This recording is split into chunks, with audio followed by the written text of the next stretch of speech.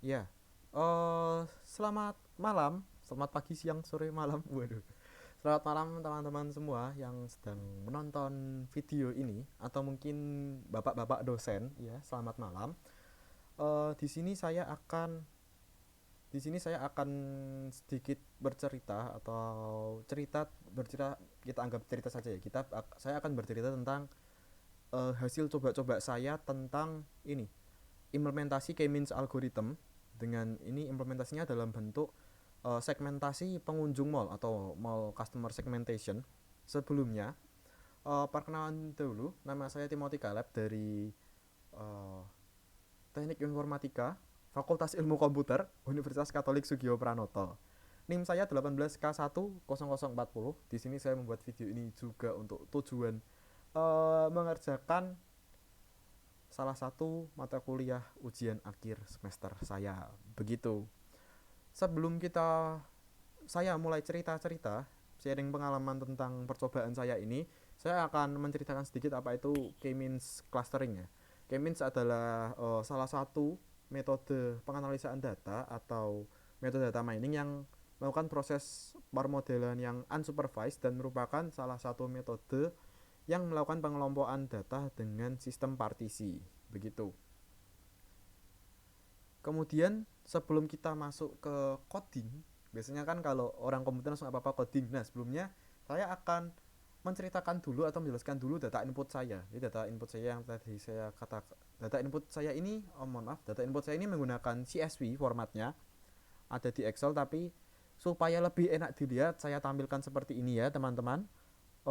Di data input saya itu ada beberapa kolom, yaitu ada customer ID, gender, age, kemudian annual income, dan spending score. ID ini unik, nomor unik yang diberikan kepada setiap pelanggan. Case ini berarti yang datang ke mall. Gender ada dua, gender dari customer ada dua, male atau female, cuma dua itu aja teman-teman. Kemudian ada age, kemudian ada annual income atau pendapatan, dan spending score. Spending score ini adalah skor yang diberikan antara 0 sampai 100 dari yang diberikan oleh mall kepada customer berdasarkan jumlah uang yang mereka keluarkan dan perilaku perilaku berbelanjanya begitu. Nah, setelah ini kita akan masuk ke code-nya, ke codingnya. Saya di sini menggunakan Python, dan untuk text editornya saya menggunakan Jupyter. Jupyternya ini saya launch dari Anaconda. Mungkin teman-teman yang mau nyoba nanti bisa. Kemudian di Python yang paling atas kita pasti ada library. Library-nya ini ada Panda, NumPy, Matplotlib, dan Seaborn. Panda ini, kalau yang belum tahu Panda, teman-teman, Panda ini untuk load CSV, dan Matplotlib itu untuk menampilkan grafis. Begitu. Kemudian setelah kita menuliskan library apa aja yang kita pakai, kemudian kita akan load CSV-nya. Kita beri nama df. Df sama dengan pd. Pd itu dari singkatan panda tadi yang di-declare di awal, teman-teman. Df sama dengan pd.read csv. CSV-nya itu mall underscore customers.csv. Itu titik-titik slash. Itu teman-teman nanti kalau mau nyoba bisa disesuaikan dengan directory di mana teman-teman meletakkan file CSV-nya. Kemudian df.head, ini kita menampilkan data yang udah kita load dan defaultnya itu 5. Kalau misalnya teman-teman mau menampilkan 10, bisa df.head dalam kurung 10 gitu bisa teman-teman. Ini bisa terlihat customer ID, gender, age, annual income, dan spending score-nya. Nah, setelah kita pastikan kalau file ini udah berhasil kita load, kita akan menentukan jumlah klasternya teman-teman. Oke, di jumlah cluster ini saya menggunakan sklearn secara langsung, sklearn.cluster import k-means, dan wcss ini adalah array kosong yang kita buat. Jadi kita looping sebanyak 10 kali karena kita ceritanya seakan-akan akan membuat uh, 10 cluster. Jadi 10 cluster ini kita loop mulai dari cluster 1 cluster, 2 cluster, 3 cluster sampai 10 teman-teman. Dan k-mean fit itu menentukan jarak terdekatnya. Nah, setelah tiap titiknya itu ketemu jarak terdekatnya. Jadi kan titik titik masing-masingnya itu setelah ketemu jarak terdekatnya, kemudian di append atau kita masukkan ke dalam array kosong WCSS tadi, teman-teman.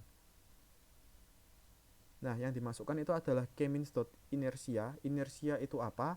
Inersia itu adalah nilai kuadrat dari jarak titik ke klasternya, ke pusatnya begitu. Nah, kenapa kalau kita lihat di curve apa di grafiknya, teman-teman, itu bisa dilihat ketika eh, klasternya satu itu angkanya tinggi sekali di atas 250.000. Kemudian semakin ke bawah semakin kecil. Kenapa? Karena semakin banyak jumlah klasternya ini, atau yang nilai atau centroid bisa kita bilang, semakin banyak jumlah klasternya ini, maka jarak dari titik ke pusat klasternya itu akan semakin dekat, ya tentu saja karena klasternya kan semakin banyak. Nah, di sini kita akan menggunakan sebanyak 5 klaster, teman-teman. Kenapa kita pilih sebanyak 5 klaster? Jadi kalau teman-teman lihat slope-nya itu kan dari 1 ke 2 itu kan sangat turunannya sangat tajam ya, teman-teman. Kemudian kalau udah sampai lebih dari 5, slope-nya itu akan kurvanya itu akan melandai. Nah, kita akan ambil titik di mana terjadi pertemuan antara yang tajam ini dengan yang landai, yaitu di angka 5. Berarti dan kita ambil kesimpulan kalau 5 itu adalah jumlah yang ideal. Begitu. Kemudian kita masuk ke perhitungan k-means-nya. Klasternya seperti tadi saya katakan itu jumlahnya sebanyak 5 dengan metode k-means plus plus, dan ini k-means hasilnya akan disimpan ke k-means.fit underscore predict dalam kurung x. Jadi tiap titik ini akan diprediksi jumlah klaster mana yang paling dekat dari klaster 1 sampai klaster kelima, teman-teman. Jadi kita akan cari, bukan kita sih yang mencari, tapi line ini akan mencari titik ke klaster terdekatnya begitu. Kemudian setelah ini kita tuh sebenarnya sudah mendapatkan hasil k-means-nya, tapi belum dalam bentuk visual, jadi yang belum bisa kita lihat dengan jelas begitu, teman-teman. Nah, selanjutnya kita akan memvisualisasikan menggunakan matplotlib. Jadi yang bisa kita lihat di sini, kita memvisualisasi semua klasternya ini, kemudian nilai kita akan masuknya itu ke klaster mana, seperti yang kita lihat di sini, y, k, means, dan itu teman ada 0, 1, 2, 3, 4. Berarti 0 itu klaster 1, 1 itu klaster 2, 2 itu klaster 3, dan 3 klaster 4, dan seterusnya. Mungkin agak susah ya, teman-teman, soalnya kan kalau komputer itu berhitungnya mulai dari 0, sedangkan kita berhitungnya mulai dari 1 begitu. Kemudian S itu apa? S itu adalah ketebalan dari titiknya, dan colornya untuk data yang dimasukkan ke klaster 1 itu akan diberi warna merah. Kemudian yang data yang dilabelin sebagai klaster 2 diberi warna blue, kemudian klaster 3 green, klaster 4 cyan, ya itulah namanya, dan klaster 5 itu magenta. Dan yang paling bawah ini adalah center atau pusat dari klasternya. Pusat dari klaster ini akan diberi warna hitam dengan ketebalan yang lebih tebal dari titik-titik. Kan titiknya ini 100, sedangkan pusatnya itu 300. Begitu, teman-teman. Nah, pusatnya itu yang kita sebut sebagai centroid. Begitu. Nah, untuk teman-teman yang mau melihat visualisasinya seperti apa, bisa kita lihat di slide selanjutnya. Ini adalah visualisasinya, teman-teman. Yang di sebelah kiri, atau maksud saya yang sumbu ke atas atau sumbu Y, itu adalah spending score-nya dari 1 sampai 100. Kemudian sumbu X-nya yang garis ke kanan itu adalah annual income. Jadi bisa kita lihat datanya ini terkelompokkan, teman-teman, seperti klaster 1 yang warna merah, klaster 2 blue, klaster 3 green, klaster 4 cyan, klaster 5 magenta. Nah, tujuannya k-means ini apa? Tujuannya begini. Jadi data ini kita kelompok-kelompokkan terlebih dahulu, teman-teman. Jadi untuk perusahaan akan mengelompokkan data terlebih dahulu agar bisa menentukan langkah perusahaan kedepannya itu mau seperti apa. Buat teman-teman yang masih belum mengerti, misalnya gini, teman-teman. Kita lihat yang saya coba keluarkan laser pointer dulu ya. Nah, sebentar. Gini aja teman, misalnya kita ambil yang warna merah atau klaster satu. Nah, ini kelihatan nih sekarang. Di yang warna merah ini uh, pelanggan yang income-nya besar tapi spendingnya sedikit. Jadi sebenarnya mereka itu masih punya banyak uang yang bisa dibelanjakan. Nah, perusahaan pasti akan lebih mentarget pengunjung yang punya income besar dengan spending yang rendah daripada pengunjung yang mempunyai spending rendah karena income-nya kecil. Nah, untuk pelanggan yang ada di klaster merah ini, perusahaan misalnya bisa bisa saja melakukan yang namanya diskon atau sale seperti itu. Sedangkan untuk pelanggan yang warna hijau ini dengan income besar dan spendingnya besar, eh,